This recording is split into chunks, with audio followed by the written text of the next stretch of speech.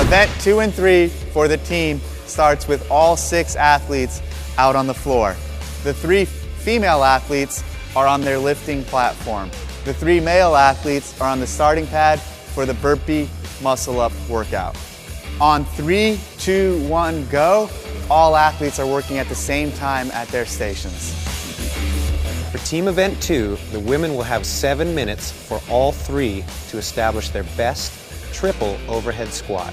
The 3 women on the team in event number 2 will choose a starting weight.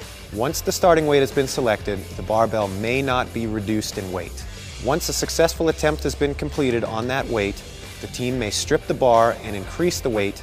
Teammates may assist each other with changing the plates between attempts. Only one athlete will be allowed on the platform.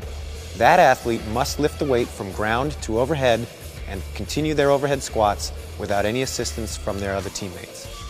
If one team member fails at a particular weight, the other 2 may choose to advance without that teammate. The teammate will get credit for their last successfully completed attempt. Simultaneously, as the women have started, the men also start. 3, 2, 1, go. The first man goes up and completes 3 burpee muscle-ups.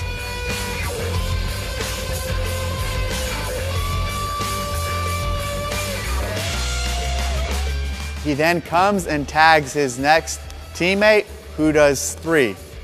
He will do 3 more, then he tags his third teammate, he will do 3, and they keep this cycle going for as long as they can in 7 minutes.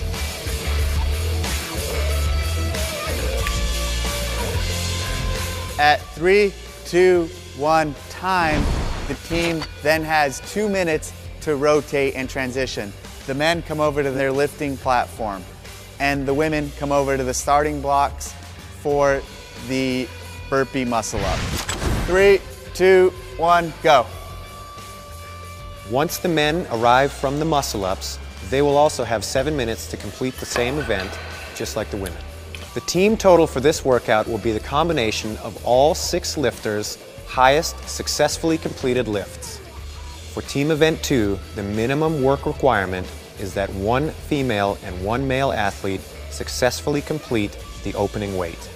For Team Event number 3, the minimum work requirement is 6 muscle-ups from the women and 6 muscle-ups from the men. Each set of overhead squats begins with the bar on the platform. The athlete may lift the weight overhead any way they see fit.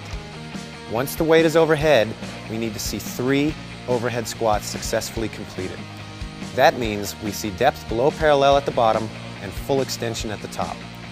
If the athlete fails a rep, they may reattempt as long as the weight has not been brought back down.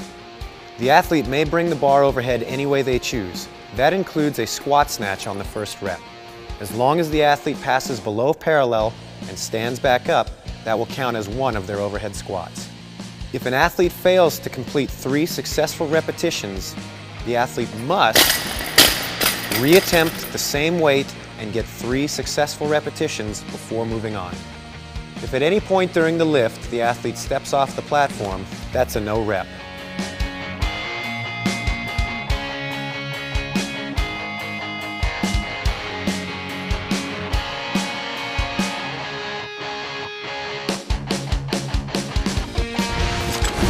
During individual and team event number 3, the rings will be at a fixed height.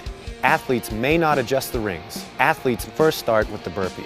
That means that the chest and the hips make contact with the mat. Then it's on to the muscle-up. The muscle-up, we must see the athlete pass through the rings and lock out at the top. If the athlete's heels pass above the rings during the kip, that's a no rep. During the burpee, if either the chest or the hips fail to touch the mat, that's a no rep. If the arms don't reach full extension at the top of the dip, that's a no rep. There's no hanging requirement for the muscle-up. Athletes may choose to jump right into their muscle-up without reaching extension at the bottom. During the burpee muscle-up, we must see a muscle-up performed. Any uprise or other gymnastic skill will not count. The time cap for this event is 7 minutes.